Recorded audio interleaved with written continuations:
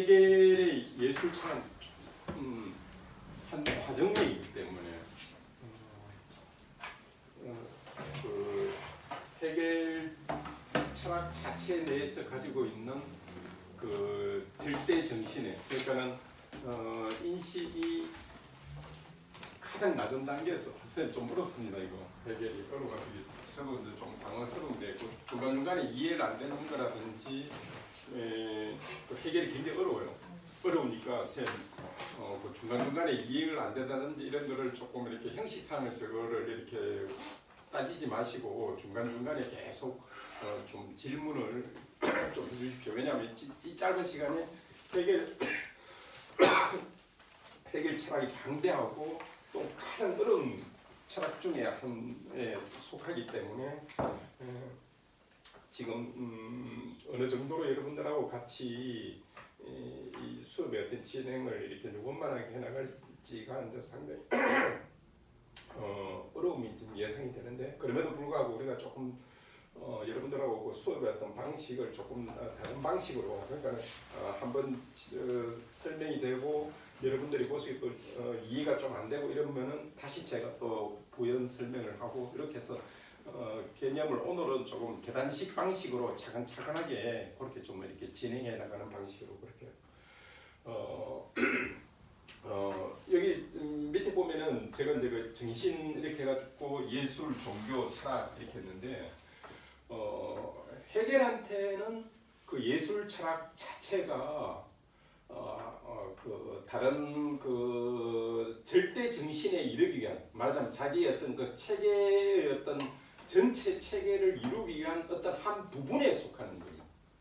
그래서 궁극적으로는 다른 뭐 철학이나 종교나 뭐 아니면 다른 무슨 사회나 저런 과학 같은 거를 떼놓고 딱 예술 자체에 대한 어떤 그 고찰이 아니라 우리 인간 인식이 유한하는 어떤 인식이 그 절대 정신으로 나아가기 위해서 이때 절대 정신이라는 건 뭔가 무슨 말인가 하면은 이때 절대 정신이라는 말이 이게 굉장히 중요한 말인데, 보통 우리가 이제 절대 자아 이렇게 내세워가지고 자꾸 인간하고 대립화되는, 말하자면 어떤 존재 자아로 생각하지 않습니까? 신의 개념을 이렇게 이야기를 할 때 어떤 절대 자아 이야기를 할 때 우리 인간하고 떨어져 있는 어떤 외계에 있는 존재 자아 이렇게 생각하지 않습니까?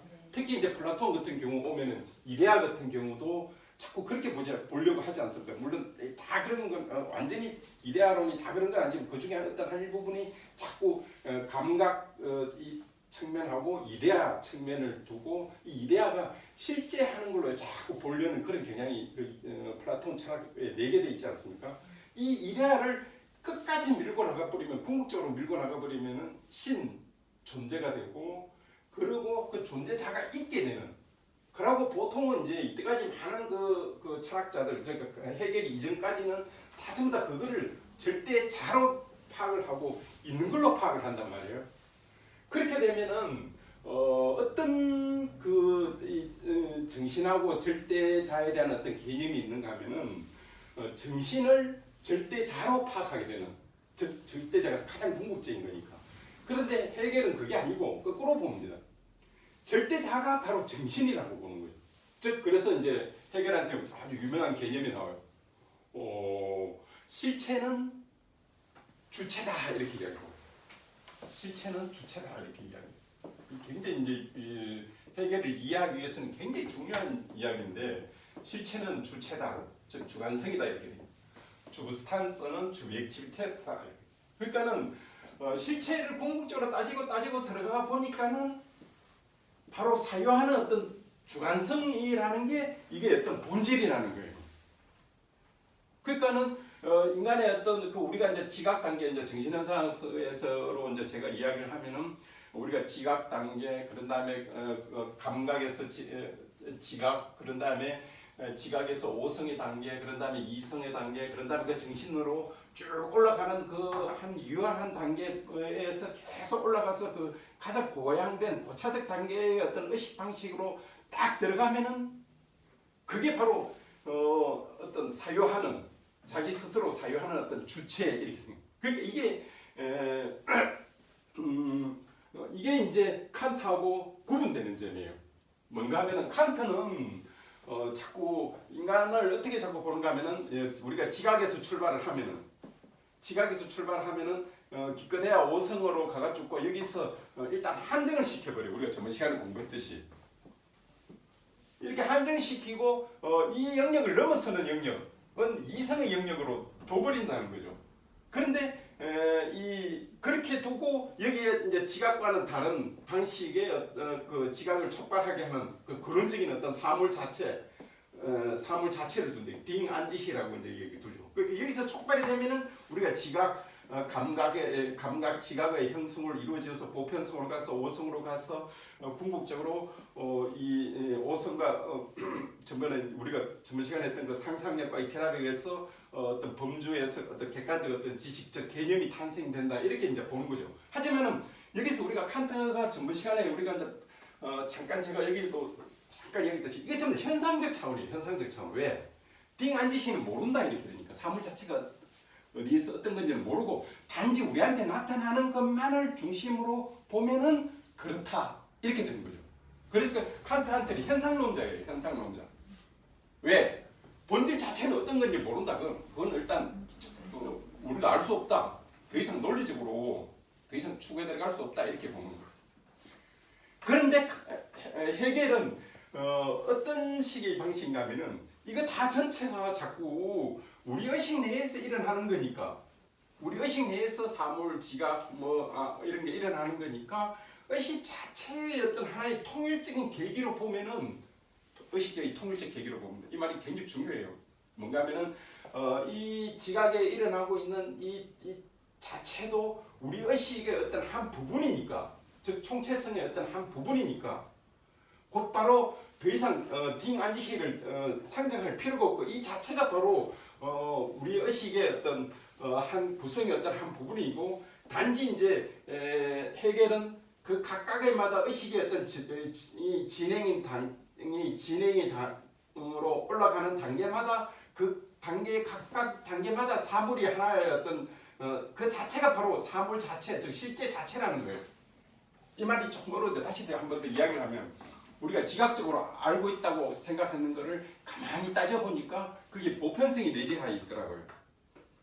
보편성이 내재해 있는 거는 결국은 그 지각 자체의 어떤 그 더 본질적인 거니까 그거를 가능하게 주는 것이 보다 더 보편성을 근거로 하고 있는 거니까 바로 감각의 어떤 걸 넘어서서 지각이 감각의 어떤 그 본질적인 어떤 유형태라 하면서 감각이라는 형태는 없어져 버리고 다시 지각 형태가 나오고 지각 자체가 본질의 어떤 본질적 보편성을 지향하는 거니까 이 보편성이 궁극적인 걸 가만히 보니까 이게 원래 어떤 보편성의 진리는 바로 다시 또 오성이 그걸 가능하게 해준다. 오성이다.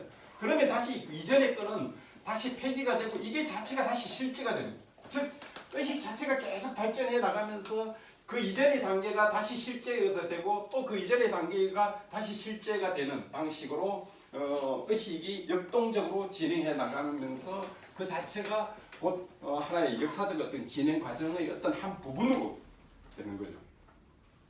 그렇게 되면은 칸트한테는 자꾸 이분적으로 생각을 해가지고 오성 그런 다음에 감각적인 것 이렇게 감각이 이 오성에 이게 귀속되는 걸로 보는데 헤겔한테는 이 감각과 오성이 쭉 하나의 어떤 역사적 단계 진행 단계 운동적 진행 단계의 어떤 한 부분으로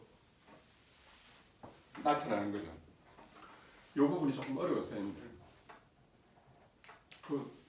지금 여기까지 있었는데 제가 잠깐 설명한 것에 대해서 혹시 질문 있으시면은 이해의 문제니까 그래야만이 이제 예술 정신의 단계로 이제 넘어갈 수 있어요.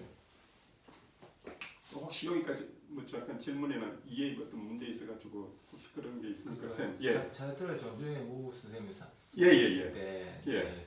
본질하고 예. 뭐 존재하고 예. 관계 대의 관계가 이거 좀 비슷한 것 같은데 조금 비슷하지만 또 달라요. 뭔가 하면은 사르트르는 이게 이제 적자하고 우리가 전에 이제 공부했듯이 적자하고 대자하고 이렇게 나눠가지고 이 모든 그 구성의 가능성이 대자 자체가 바로 이 적자를 가능하게 준다지만 사르트르한테는 이게 굉장히 하나의 이쪽과는 헤겔하고는 좀 다른 점은 헤겔은 이 의식 속에 다 포함을 시켜버려요. 그런데 사르트르한테는 이 적자하고 대자가 끊임없이 긴장 관계에 있어야 돼요. 그러면서 끊임없이 대자를 개선시키든지 그렇죠. 변화시키든지 예예. 영향을 받으면서 계속 자기가 그렇죠, 그렇죠, 운전을 그렇죠. 하는 거잖아요. 그렇죠, 그렇죠. 그러나 헤겔한테는 이 전체가 다 하나의 의식의 어떤 한 미미한 단계로 오는 거예요. 그 의식이 완결된 상황인데 이제 사실 이렇게 파악을 못 하고 있다 뿐이지. 그렇지, 그렇지, 원래는 그렇죠. 완결돼 있다고 생각하는. 그렇죠. 하나는 원래의 어떤 진리의 측면에서 보면은 사실은 그 아주 미급한 단계, 저급한 단계의 어떤 의식의 한 방식인데 사람들은 자꾸 그거를 그 저급한 의식 단계를 자꾸 끊어가지고 지각, 뭐 감각, 그런 다음에 오성, 이성 이렇게 분리하는데 헤겔은 그게 아니라 이 전체가 사실은 하나의 어떤 의식의 어떤 그 근원적인 단계인데 자꾸 이거를 이제 사람들이 끊어서 보니까 분리된 걸로 보고 마치 이전 단계에서 전 단계의 어떤 차이가 있는 것처럼 보는데 사실은 헤겔한테는 그 전체가 하나의 의식이라는 거예요. 그 동아시아의 이제 기행 운행 문화 유사하네요. 아 그렇죠. 예 그런 점도 있어요. 쌤 지금 이해가 됩니까? 예, 이해가 되긴 됐어요. 그러면 예. 결국 그 대자라는 개념이 이거 사르트르.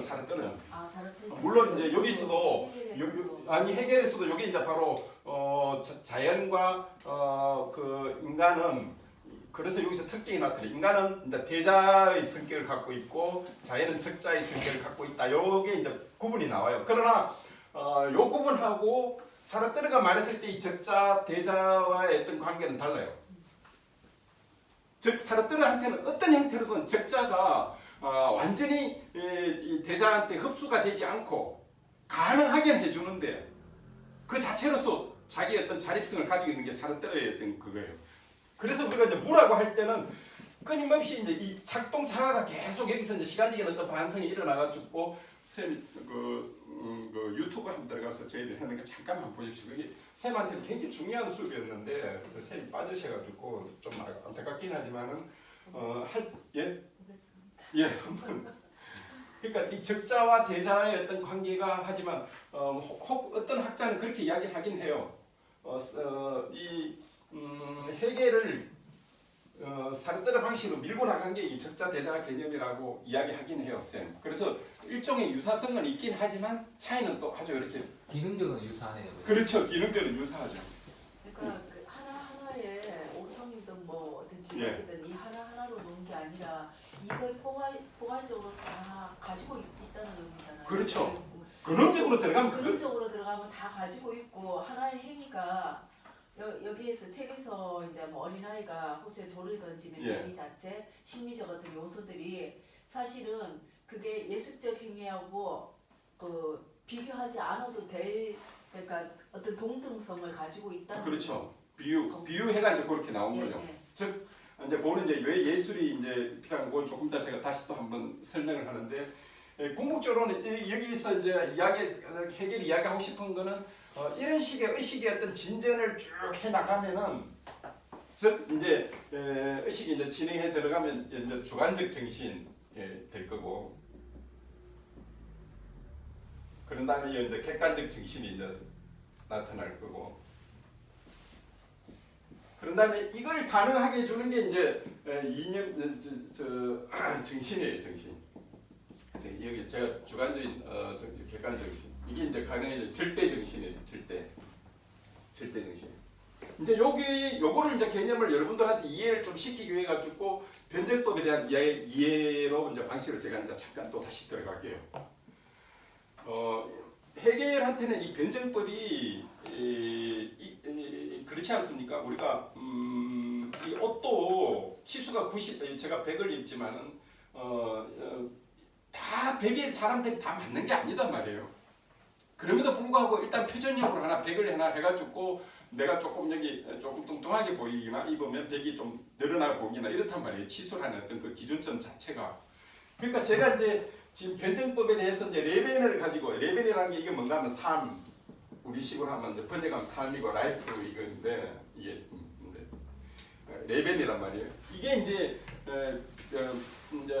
헤겔이 변증법의 어떤 전체적인 아웃라인을 이제 잡아 들어가기 위한 어떤 실마리로서 이제 잡은 거지만은 실제 이제 그 변증법은 구체적으로 드러나는 거기 때문에 왜 실제가 변형되면서 그 의식이 그거를 경험하면서 갖는 거기 때문에 각각의 단계마다 굉장히 미묘한 차이들이 다 있단 말이에요. 그러니까 여러분들이 알고 있는 정반합하는 그거는 굉장히 단순화시켜가지고 대충 한 요렇게 이해를 해가지고 하면은 대충 그 해결이 가지고 있는 변정법의 어떤 형태를 이해할 수 있겠지 않느냐 이러지만은 사실은 이제 그 일반적인 형태의 이면에 굉장히 많은 다양한 형태의 어떤 해결한테 변정법의 어떤 여러 유형들이 나온단 말이에요.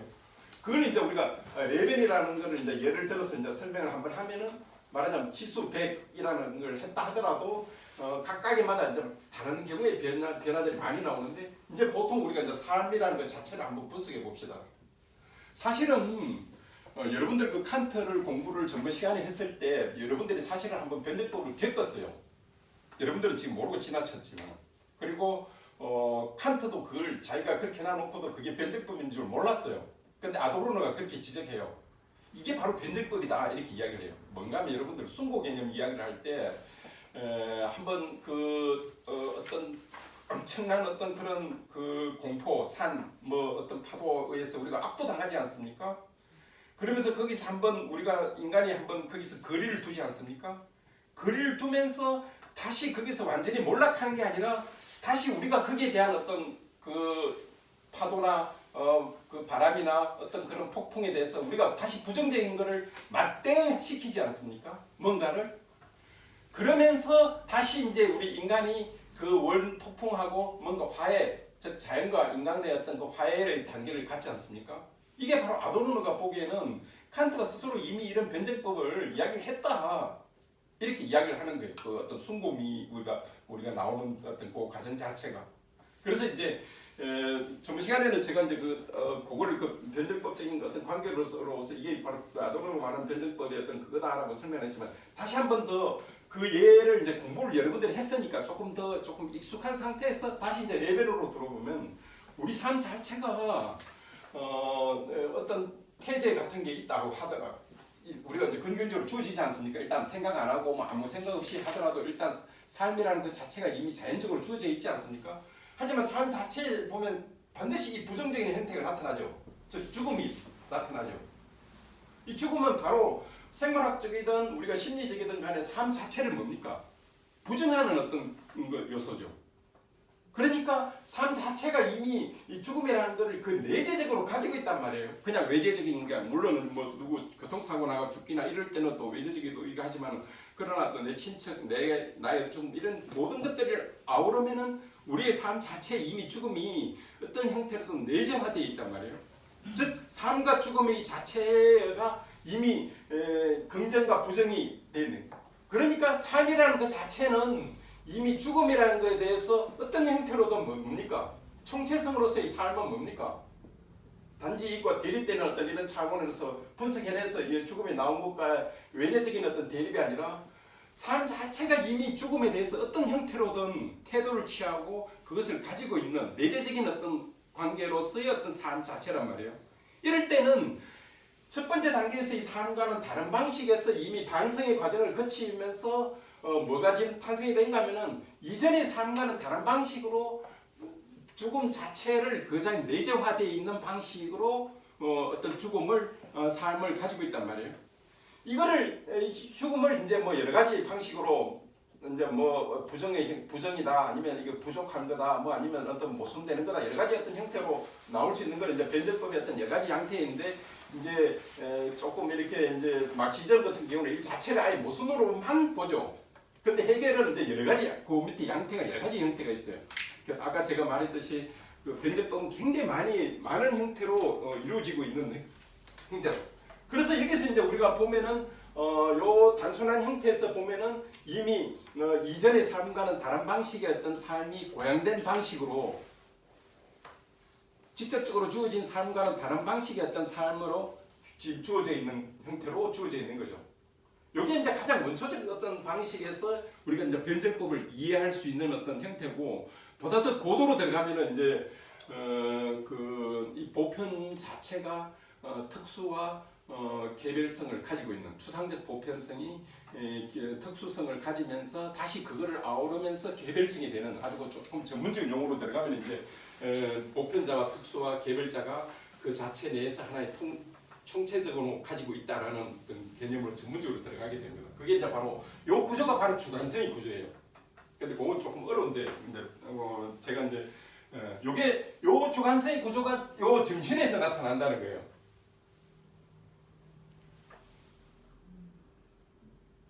이제 다시 우리가 앞에서 이제 말했던 주관적 정신, 그런 다음에 객관적 정신, 절대 정신으로 들어가 보면은 이거는 지금 이제 우리가 삶이라는 걸 해서 부정적인 어떤 죽음 어떤 형태로 요 단순한 형태를 했지만은 사실은 이 의식이 전개되어가는 정신현상학적 관점에서 우리가 이야기를 하면 의식이 전개되어가는 과정 자체가 이 주관적 어떤 그 정신이라는 그 자체가 뭔가 하면 의식이 아주 낮은 단계에서 지금 해서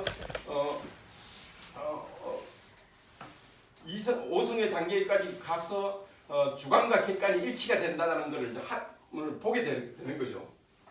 이것이 이 주관적인 정신이 다시 이제 보편성을 얻으려면은 외화돼야 돼요. 외화. 이게 이제 어려워요. 뭔가 하면은 이 외화를 외화가 되게 되고 그런 다음에 객관적인 게 되어야 되는가 하면은 우리가 이렇지 않습니까? 제가 이제 정신현상학에 들어가서 다시 이제 주인과 노예의 변정법을 다시 한번 더 조금 더 설명하죠. 여러분들 요 지금 도식으로 넘어가기 위해서 다시 이제 두 번째로 정신현상학에서 주인과 노예의 어떤 설명을 하죠. 우리가 주인 그 정신현상학에서 나오는 어떤 그 인정투쟁, 그게 이제 주인과 노예의 변정법이고 굉장히 이거는 유명한 태제고. 정치, 사회, 과학적으로도 굉장히 중요한 호네트 같은 사람이 이 인정투쟁 이걸로서 이 사회 현상 자체를 설명하려고 하는 그런 있고 굉장히 중요한 건데. 그러니까 우리가 정신현상에서 주인과 노예의 어떤 변정법을 들어가 보면은 우리가 그렇지 않습니까? 내가 주인의 어떤 형태로 아니면 뭐 어떤 회장의 어떤 형태로 무슨 어떤 또 사장의 어떤 형태로 어떤 지배적인 어떤 그 관계를 갖지만은 사실은 우리가 이런 어떤 지배적인 어떤 관계가 사실은 그 어떤 물질적 토대에 그러니까 주인이 여기서는 이제 주인의 방식이죠. 주인이 어떤 형태로든 서버를 받아야 되는 거죠. 그러니까는 추상적일 때는 자기가 마치 주인이고 자기 오로지 독립적이고 자기만으로서 이 세상이 다 이루어질 수 있는 어떤 힘이 자기한테만 유일하게만 추상적으로 다 있을 것 같지만은 실질적으로는 뭡니까? 어떤 제3자에 의해서 제 주변 사람들에 의해서 도움을 받아야 되고 물질적인 어떤 그에 의해 의존을 해야 되고 누구의 어떤 그거에 의해서 물질적인 어떤 경제적 여러 가지 어떤 그것에 의해서 의속화되어야 되지 않습니까? 그런 의속화되어야 되는 관계 자체가 형태를 제공하는 사람이 우리가 노예라고 만약에 본다면은 처음에는 마치 주인이 자기의 어떤 추상적 차원에 있을 때는 자기가 마치 이 모든 것의 어떤 힘이 자기한테만 원천이 있고 근원이 있는 걸로 생각을 했는데 실질적으로는 자기가 갖고 있는 어떤 여러 가지 그 자기 보존의 어떤 가능성들이 다 타인에서 온단 말이에요. 타인의 노동에서 오는 걸로 보인단 말이에요.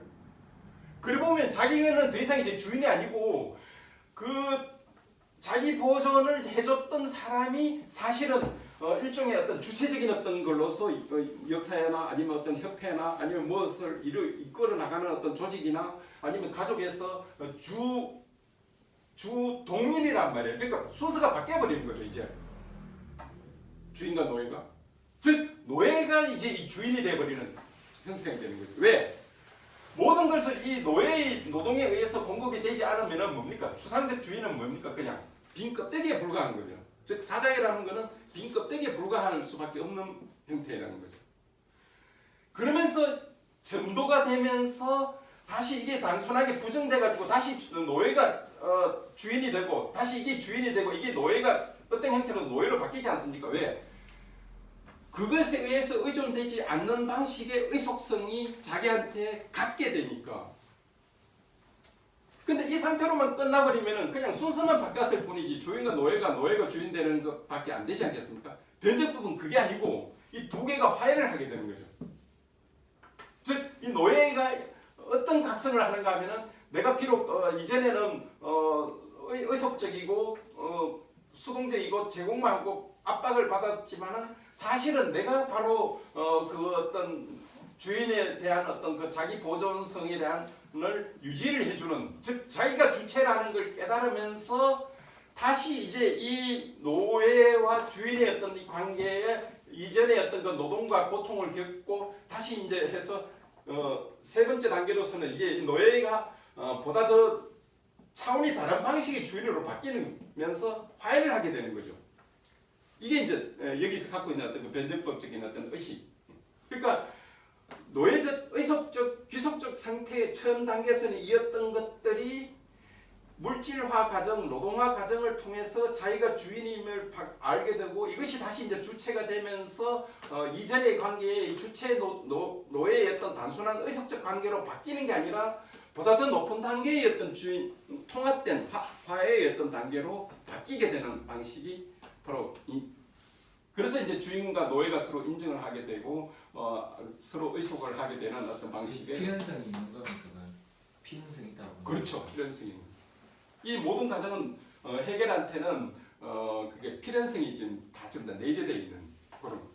이게 이제 주인과 노예의 변증법이고 요 단계가를 조금 더 이제 발전된 상태로 이제 변증법을 하면은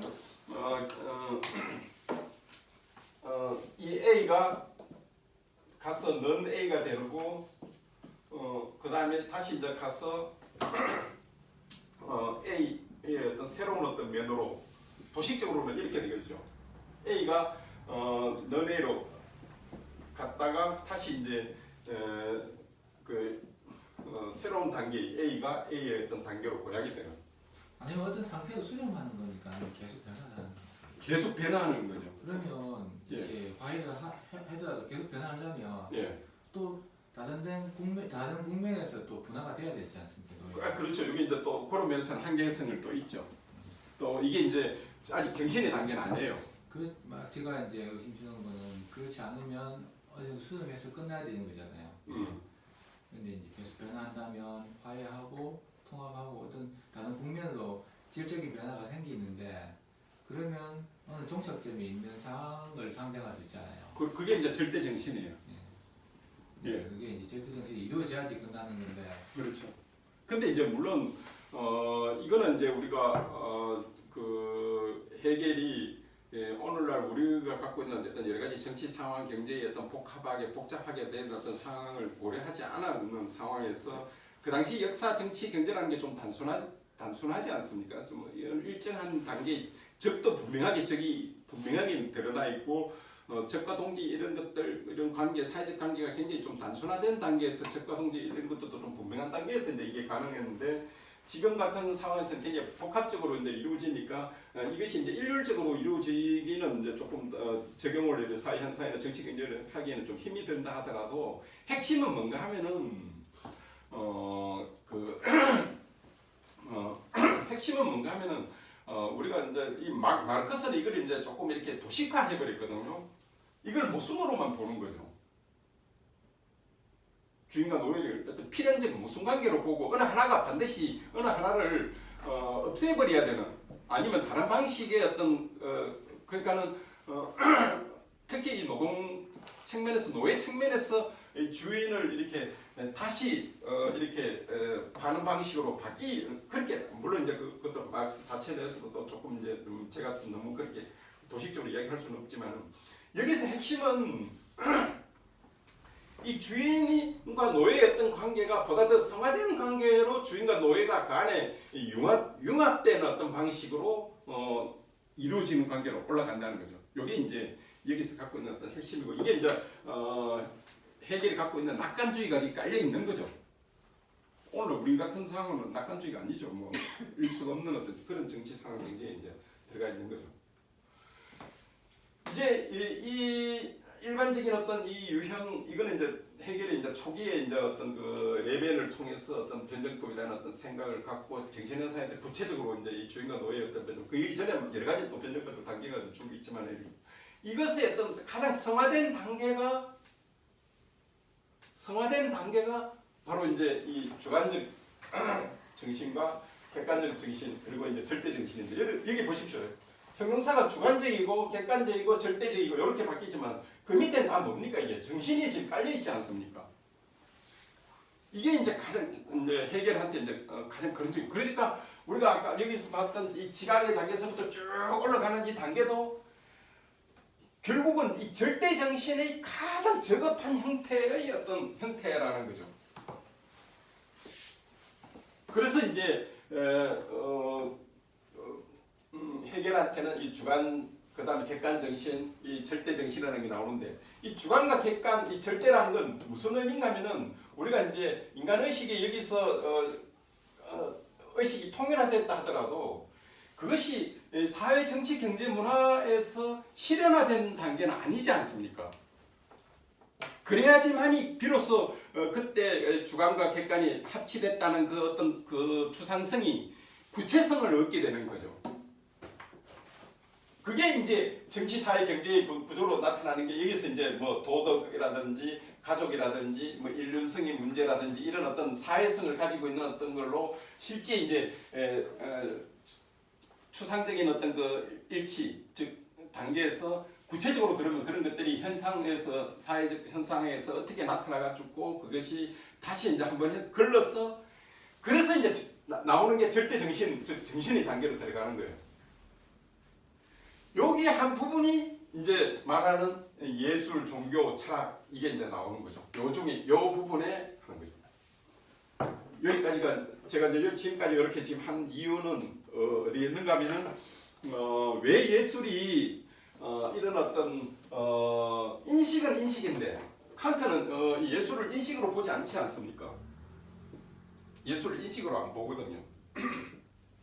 근데 해겔은 인식으로 보는데 즉 진리와 관계되어 있는 걸로 보는데 유일하게 어떤 걸 안 보고 어떤 과정 속에 있는 걸 보죠. 다시 이제 예술, 종교, 철학으로 다시 이제 거쳐 나가야 되는 거죠.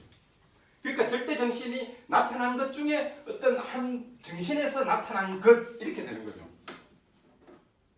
이제 이걸 거꾸로 이야기를 이제 우리가 예술과 관련해서 이제 이야기를 딱 하면은 지금은 이제 제가 분석적으로 이렇게 이야기했지만은 이제 해결을 이제 좀 예술과 관련해서 종합적으로 이야기를 하면 이런 거죠. 도대체 예술은 무엇인가에 대해서 해결은 이렇게 생각한 거죠. 그 이전에 많은 어떤 그 유한한 의식 단계를 거쳤어야만이 예술이 가능하고 그리고 우리가 알고 있는 이 예술은 궁극적으로 더 어떤 단계를 지향하고 있는 것이다. 예술을 그걸 지금 이야기하고 싶은 거예요. 해결은. 그런데 이제 그렇게 하기 위해서 이제 제가 어떻게 해서 유한한 어떤 정신에서 막 이렇게 이제 쭉 해서 다시 주관, 객관 이렇게 오고 해서 그 중에서 이제 정신에 도달했는데 다시 그 중에서 다시 또 예술, 종교의 어떤 단계로 거쳐 나가는 거예요.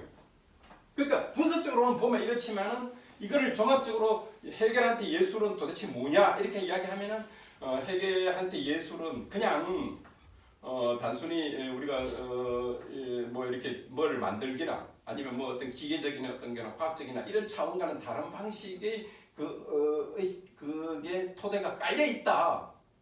그리고 그 예술은 궁극적으로 뭔가를 지향하고 있다. 요걸 지금 해겔이 이야기하고 싶은 거예요. 즉 해겔한테 예술은 정신의 어떤 한 부분이 발현. 그래서 이제 해겔이 미를 어떻게 정의를 하는가 하면은 미란 도대체 뭐냐 이렇게 이제 해겔 정의를 하면은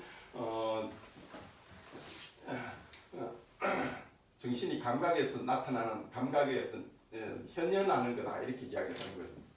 정신이 감각적인 데서 현현하는 거다 이렇게 이야기를 하는 거죠. 미를 즉 정신의 감각적 현현 이렇게 하는 거죠. 더 줄여서 얘기하면 정신의 감각적 현현 이렇게 이제 여기서 해겔이 어떻게 플라톤이나 칸트를 넘어서서 혹은 다른 차원으로 한가 조금 종합하는 차원이 있는 거죠.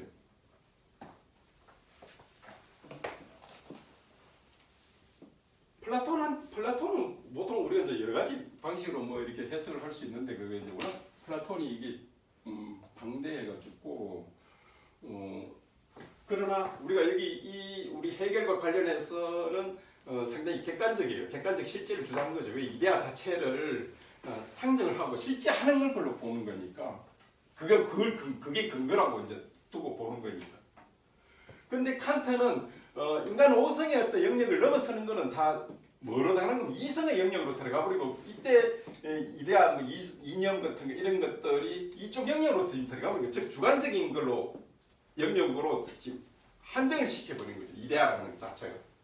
해겔은 이걸 이제 두 개를 종합하는 거죠. 그러니까 전번 시간에 우리가 칸트를 하면서도 칸트가 굉장히 여러 면에서 종합을 많이 했다고 이야기를 했는데 경험론자와 합리론자들을 어떻게 종합을 해가 칸트가 탄생이 됐다 이렇게 했는데 해겔은 사실은 그 종합한 걸 다시 또 한 번 더 종합한 거예요. 전체의 그 철학, 그 전체 흐름 자체의 어떤 그 경향. 그게 이제 해겔이 갖고 있는 어떤 미의 어떤 그 기본적인 어떤 그런 개념.